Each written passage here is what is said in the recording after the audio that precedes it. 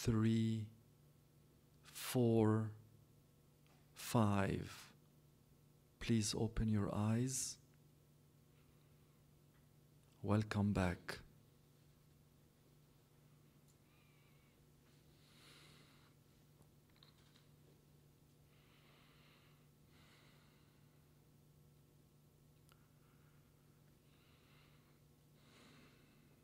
Now, I will be happy to take any questions from any of my friends, any spiritual topic that I may have discussed or may have not discussed today. I will be happy to answer. Thank you.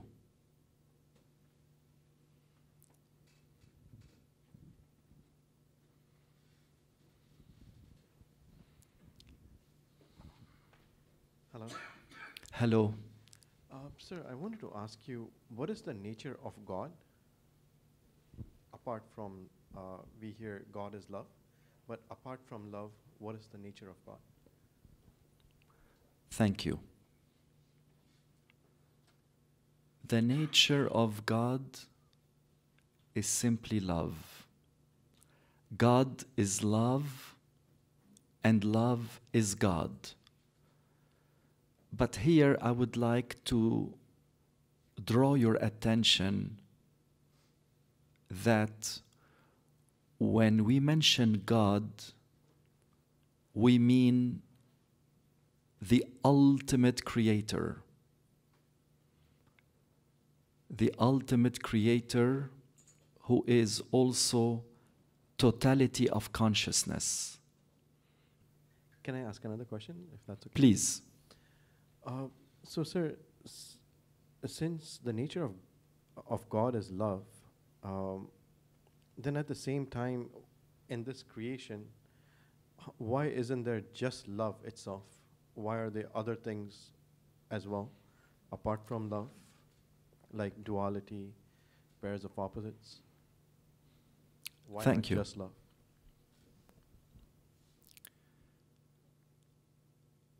There are two different entities, souls who are in Sachkhand.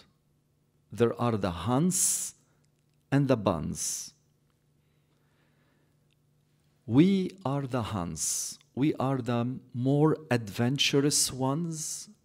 We are the courageous souls who decided to come to this physical world, the world of duality, good and bad, right and wrong, white and black, etc., so that we could experience the pain, suffering, and misery of the lower world.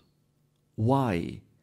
Because once we return back to Sachkhand, when our individuated soul wants to be merged with totality of consciousness, we will appreciate Sachkhand much more than before. Ishwarji has given an analogy of the following story. Once upon a time, there was a mighty king who had a magnificent palace. And this mighty king had a beautiful wife, his queen. The queen delivered a baby boy. The baby boy was born in this magnificent palace. He was treated royalty style. Everything he wanted, his servants brought to him. He had no clue what is going on outside the palace. Was he happy in the palace? Yes. Was he blissful in the palace? Maybe. But he had no clue what was going on outside his dad's palace, the king's magnificent palace. Then one day, this prince decided to go outside, to explore outside this palace. He wanted, out of curiosity, find out how is life there. Is it like inside the palace? To his big surprise, he found out that there is so much pain, so much misery, and so much suffering going on outside the palace. He met very poor people. He met sick individuals. He met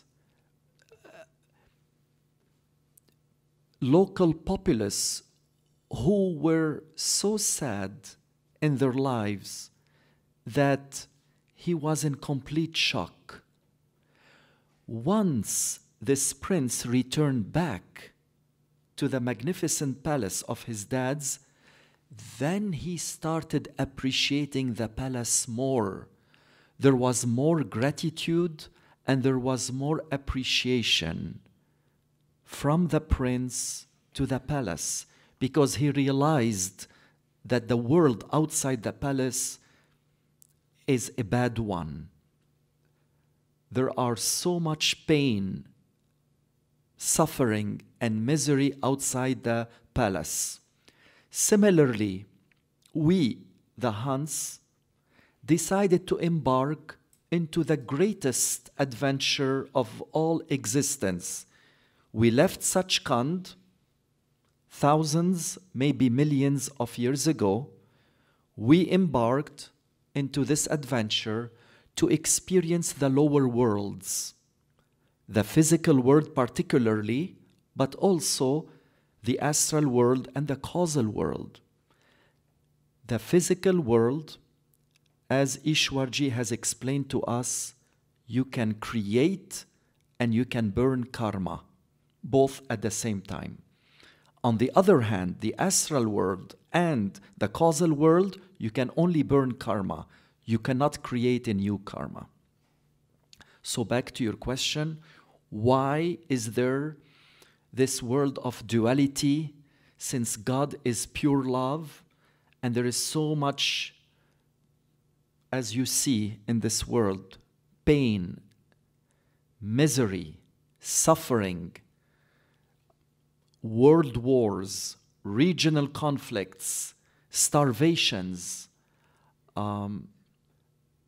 animosity, fear, stress, tension, which I've explained in my discourse just several minutes ago. They are all created by the mind.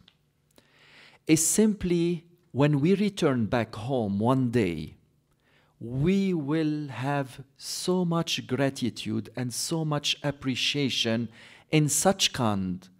And Ishwarji gave this analogy whereby the Huns were dancing and singing more, multiple times more than the Bans. And the Bans were questioning the Huns, why are you so happy? We are in the same place. We're enjoying supreme bliss 24/7 by 365.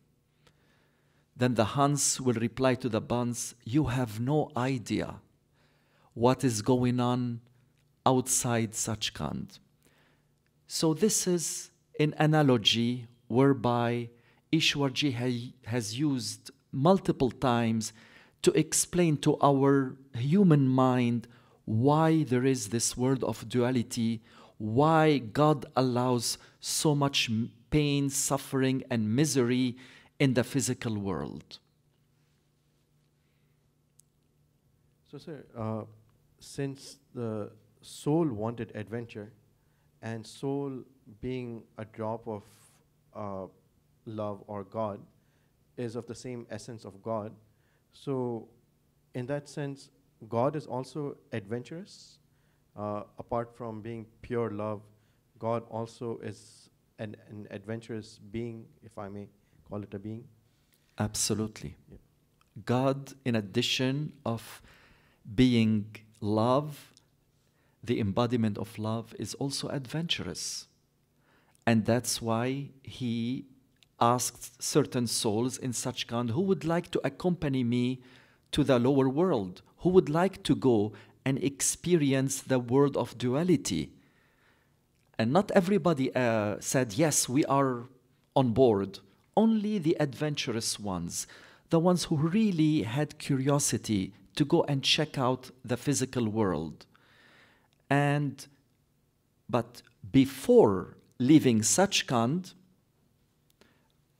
Satpurush, who is the ultimate creator, we also call him Satcha Allah, or totality of consciousness, Satpurush made a deal with these souls. The souls told him, Satpurush, if we ever are sick and tired of the pain, suffering, and misery, will you come and take us back to our true home? And Satpurush said, yes, I, Satpurush, will come to the physical world in a form of a human being. We call him a perfect living master who takes a human form. He has to take a human form because we are all have human forms. If he takes an angel form, it's very hard for humans to communicate with angels. So it's very obvious that Satpurush, when he made the deal with these souls to embark into the greatest adventure of all existence, he has to take a physical human form so that he can come, Satpurush, who is the totality of consciousness, comes to the physical world in a form of a perfect living master, spiritually initiates these marked souls on his list, and they will start the spiritual journey from the physical world to Sachkhand. And again, my friend, as I mentioned earlier, the perfect living master is a friend first, and then he is a master. He is your eternal friend, and he will be with you no matter how long it takes to take you back to Sachkhand. It could be in this lifetime, it could be in 2, 3, up to 4 lifetimes.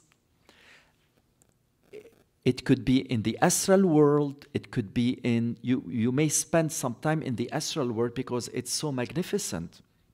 Master, I'd like to spend some time there. He said, sure, take your time, no rush. And if they want to go to the causal world and spend more time there, no problem. You could take your time. Some people are more excited than others. They want to go straight to Sachkhand. They don't care about the other worlds. So for these souls, the perfect living master will put a kind of a cover on their eyes. And again here, Ishwarji has used a metaphor, but literally he puts something on their eyes and takes them straight all the way to Sachkhand. And then if they are still curious to go back to astral, causal, Parbrahm, they want to experience the other worlds, they can still do that. It depends on your karma, it depends on your impressions, it depends on your desires.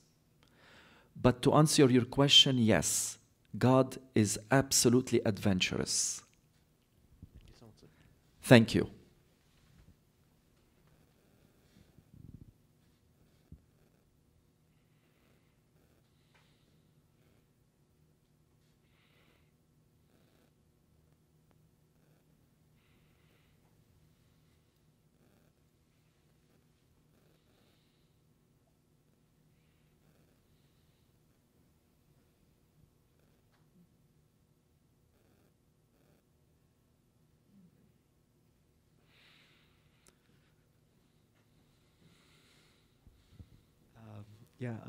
So good afternoon. Thank you for being here. Just my question about, you mentioned about the meditation was for the mind, or by the mind, for the mind. I wonder if you can like expound on that, because is there a way, for example, curious if we can go directly to love and devotion and kind of skip meditation because it's so difficult? Or is the way to go through that meditation first before we can go to love and devotion? Thank you. Thank you. When a human soul gets spiritually initiated by a perfect living master, the perfect living master looks straight into the eyes of the spiritually initiated individual, and he will burn their sinchit karma. There are 3 types of karma. There is pralabd karma, which is your destiny.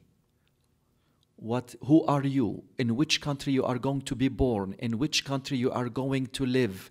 Who are you going to remain single? Are you going to get married?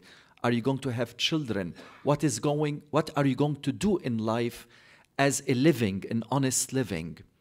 This is your pralabd karma, also known as destiny karma.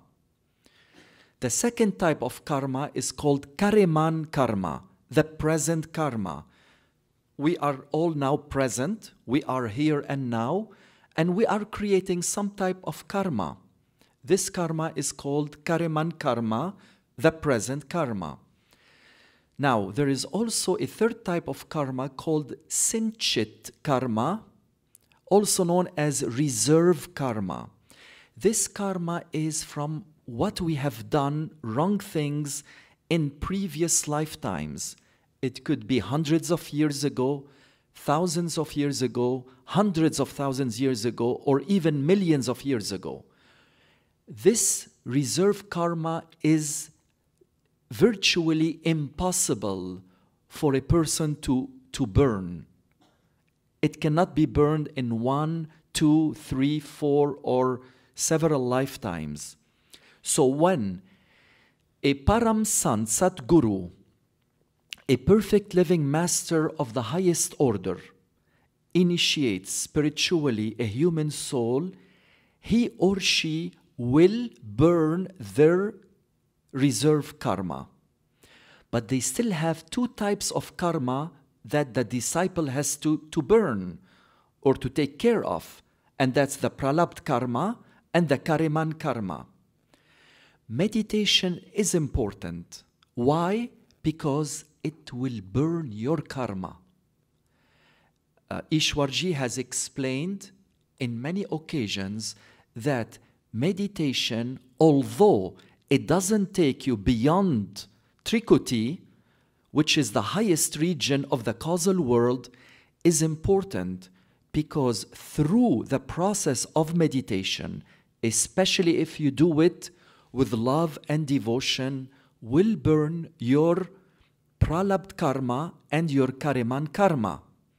So meditation is important.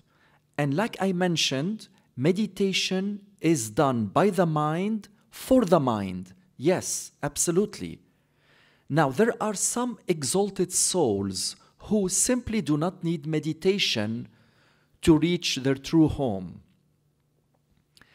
They are more the exception than the rule nowadays.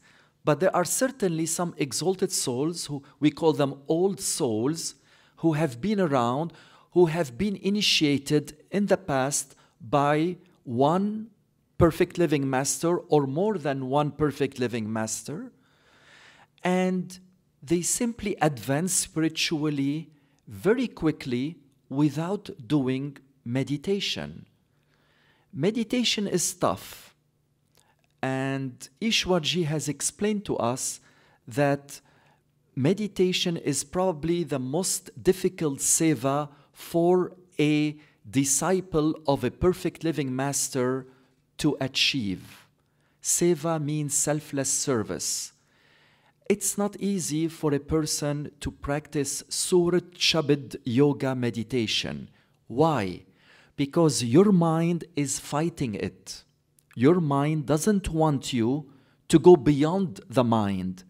And although meditation doesn't take you above Trikuti, yet it can take you to a certain level, and then from there, you only need love and devotion to go to Par Brahm, to Sachkhand, and beyond. Again, meditation is important in the beginning because it does take, it will burn your karmas, your two types of karmas, as I mentioned, and it also will take you up to Trikuti. It's like a vehicle. You have a vehicle and you want to climb to the highest summit of the mountain. The vehicle will take you to probably the halfway, to the half of the mountain, and then from there, you're going to stop the vehicle and you're going to climb using your feet and legs upward.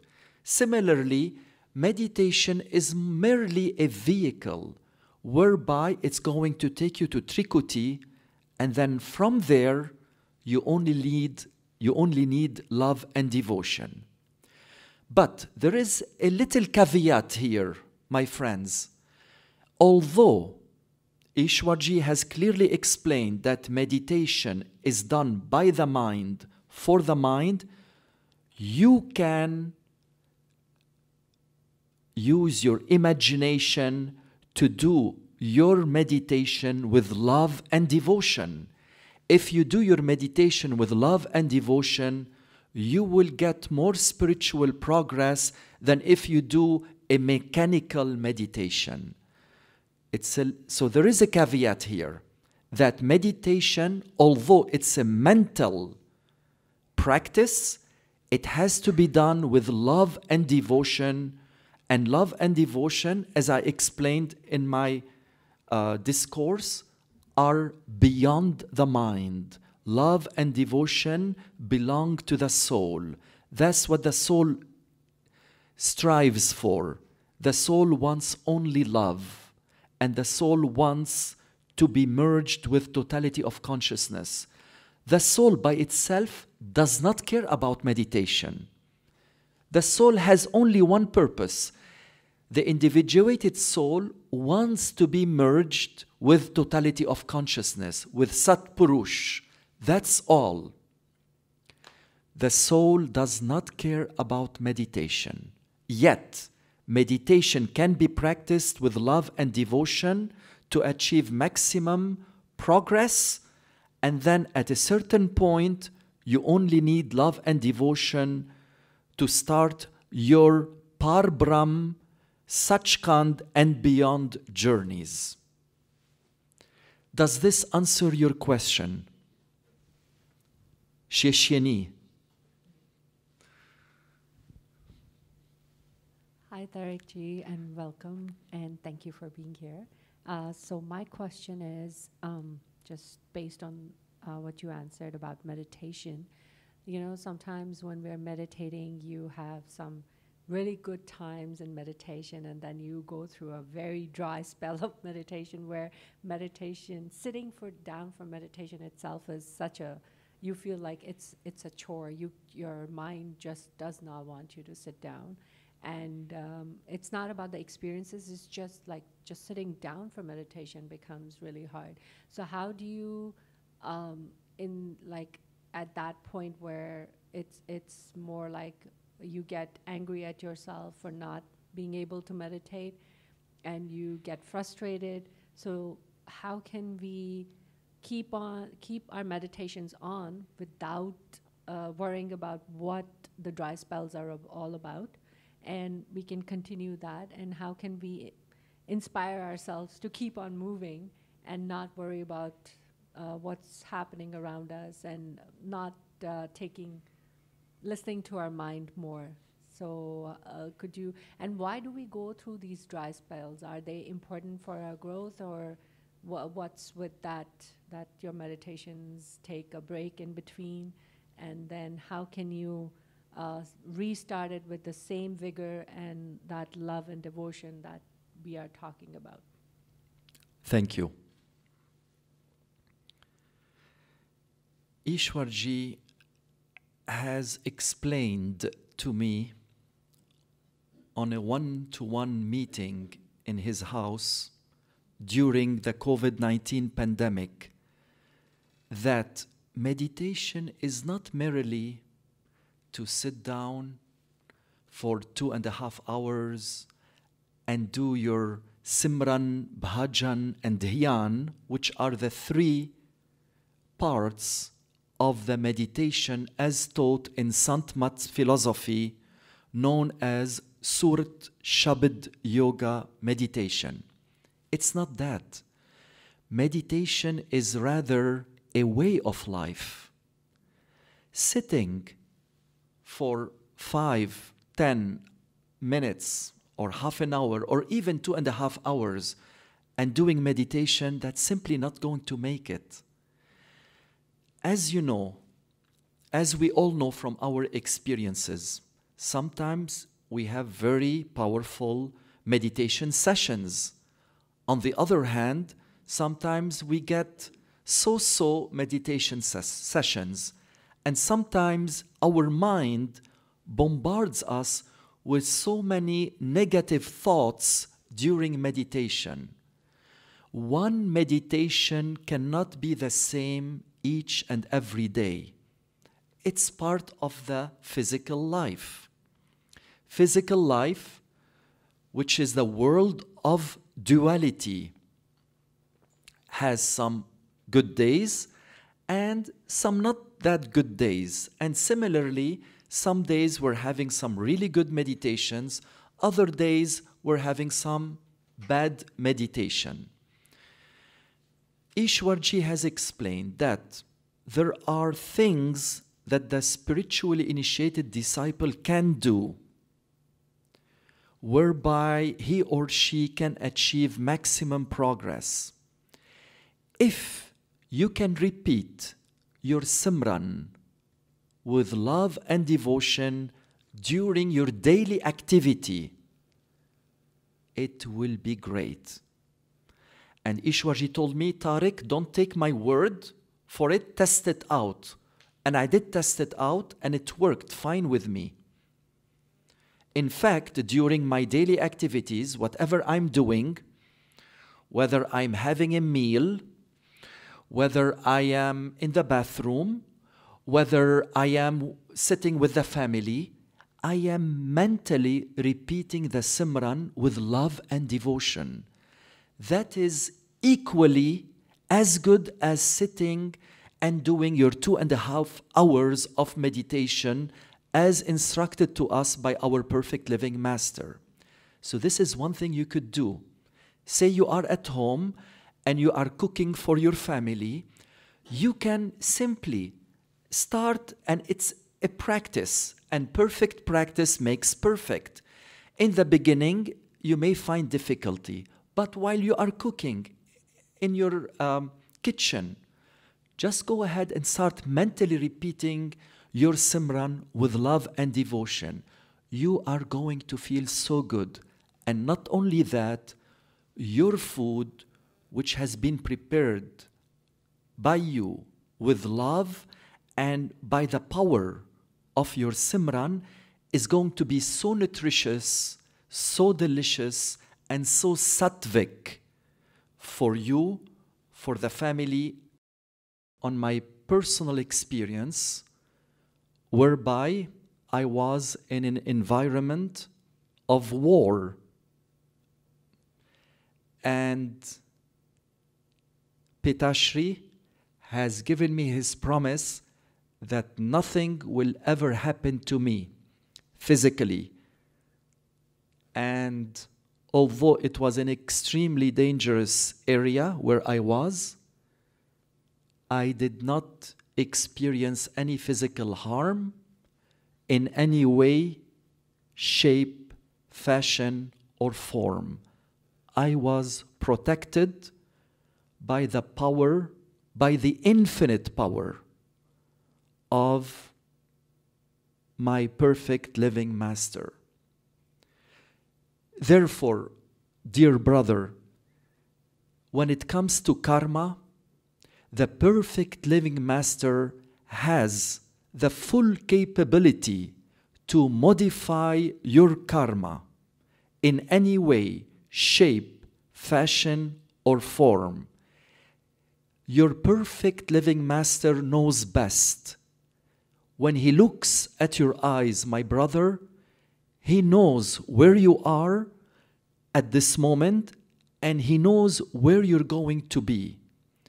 So, for your best interest, he decides whether your karma, whether it is pralabd and or kariman, needs to be modified.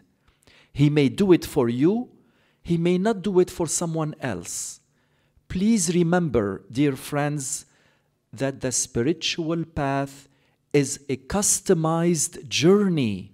What is good for me might not be good for X, might not be good for Y, might not be good for Z or T.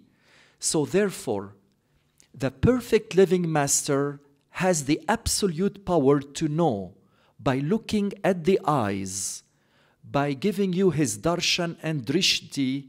The perfect living master knows what is best for your spiritual progress.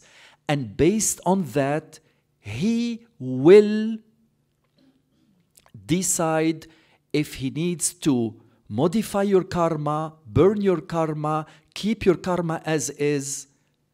You need to trust your master because he knows best. We are very much entrapped with this physical world. We cannot see the whole picture. And please remember, wholeness is greater than the sum of its parts.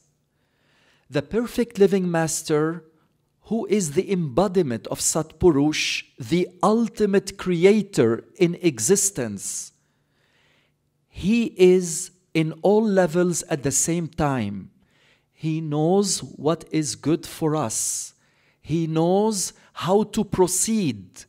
He knows how to accelerate our karma burning, but he does it according to our level. He will not do something substantial whereby he's going to let you see the 1,000-petaled lotus if your nervous system is not yet ready to experience that, because it's like bringing a light bulb of 110 volts and put it into 220 volts. Guess what? It's going to burn and it's not going to work out. So the perfect living master knows each and every one of us where we are at this moment in terms of spiritual progress. And based on that, he will proceed for each one of us. Again, the spiritual journey is very customized. Remember that. Yes, there are universal rules. For example, when the perfect living master spiritually initiates a genuine seeker of the ultimate truth, he will give the meditation with its 3 parts, and that's universal. But each one of us has a set of karma that is different from the other person.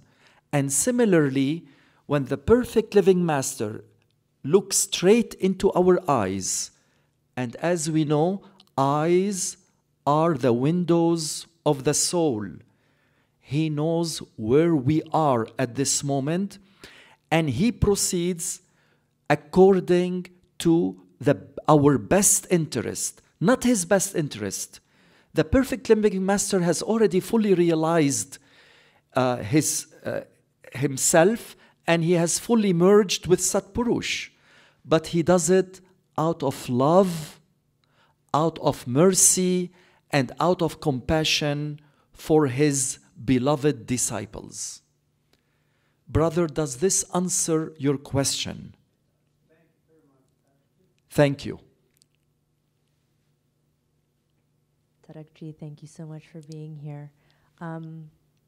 Just bridging off of what the previous question was and your response to it, what is the role of the perfect living master in the experience or the life of someone who has not yet been initiated, particularly someone who has received his drishti and his darshan? How far does his grace extend in someone's life like that? Thank you. Have you already gotten the darshan and the drishti of your perfect living master? Yes. Wonderful. But you have not gotten yet the official ceremony of the meditation. That's right. Okay. Well, guess what? You have already been spiritually initiated. As long as your beloved has given you your darshan and drishti, that is good enough. That means you have already been spiritually initiated. The formality, which is explaining the meditation, giving you the 5 holy names, explaining to you the Simran, Bhajan, and Dhyan parts of meditation, that is more like an official ceremony. But that does not mean the fact that you have not gotten the official ceremony does not mean at all that you have not been spiritually initiated. You have been spiritually initiated, therefore your Sinchit karma has already been burned completely, and therefore you will one day in this lifetime receive the official ceremony, which is the meditation with its 3 components, in due time. Therefore, the boundless love and eternal grace of your beloved are already upon you. And there is nothing to fear, my friend. Absolutely nothing.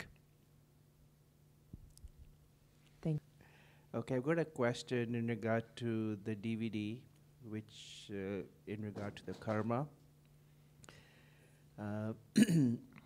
So the question I have is, pretty much there is no free will, as I have listened to Ishwarji's satsangs. So in regard to a person who responds back to an event and the emotion he feels, so would there be any free will component in that, or that's also in the DVD? My friend, this is also in the DVD. Everything that happens in our life, whether it is physical, mental, emotional, and spiritual, is already in the DVD. Let me explain.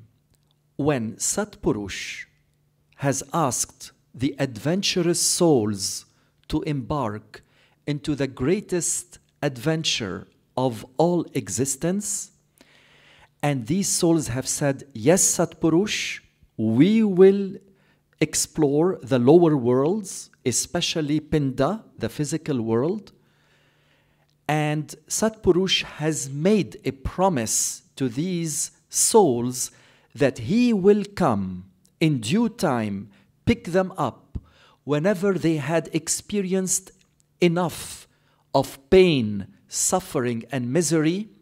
He will come taking a human form. We call him a perfect living master, to take them back to their true home. So what happens? Satpurush will tell the souls, you need to go to Trikuti, which is the highest region of the causal world, and you need to pick up a DVD. Each one of us, this is important, my friends. If we don't pick up a DVD, there is no way we can come to the physical world. So therefore, each one of us had to pick up a DVD from the Akashic records found in Trikuti, which is the highest region of the causal world. Each one of us picked up this DVD. And according to Ishwarji, there is no free will. We experience the free will in Pinda, in the physical world. The illusion of free will exists, but there is no free will per se. Why? Because we have already picked up our DVD from the Akashic records in Trikuti, and it is playing. It played our past, it played our present, and it's going to play our future. So everything per Ishwarji is found in the Akashic records, including what you have just said, the reaction, whether it is positive or negative, toward an entity or an individual because they have done something to us. Everything is in the DVD, plain and simple, including your time of spiritual initiation by your perfect living master, by your Param Sant Sadguru. And your perfect living master could be different from a perfect living master of a fellow satsangi. It depends where you are pulled by love. Love is the key. Some master may give you more love than other. So sometimes people ask me, Tarek, how do I know who is my perfect living master? Use your love, your intuition. The person who gives you more love, follow that person. So again, there is no free will per se. There is the illusion of free will. Life appears to be real. Yes, am I going today to have dinner outside the hotel? I'm going to make a decision. But even my decision, whether I'm going outside for dinner or not, that is also programmed within the DVD. So nothing is free will per se. Everything is preordained. Everything is programmed within our DVD. And we have picked up this DVD. We knew exactly what's going to happen to us. We knew. So therefore, if something bad happens in your life, please do not blame people around you, or don't blame your loved ones. You knew what was inside this DVD. Satpurush allowed you to have a glance of the DVD before you decided to pick it up from the Akashic records. Does this answer your question, my friend? Yes, thank you. Aapki bari meherbani. Whatever my beloved father-in-law, the late Dr. Ishwar Puri Ji, has shared with me, I am selflessly sharing my personal experiences with all of you. But please remember, I'm not saying anything new at all. I will repeat the same thing in each and every spiritual discourse. I do not know anything else to talk about except love, devotion, meditation, the purpose of creation, perfect living master. I know nothing else. Do not ask me questions about yogic flying or siddhis, riddhis, psychic powers.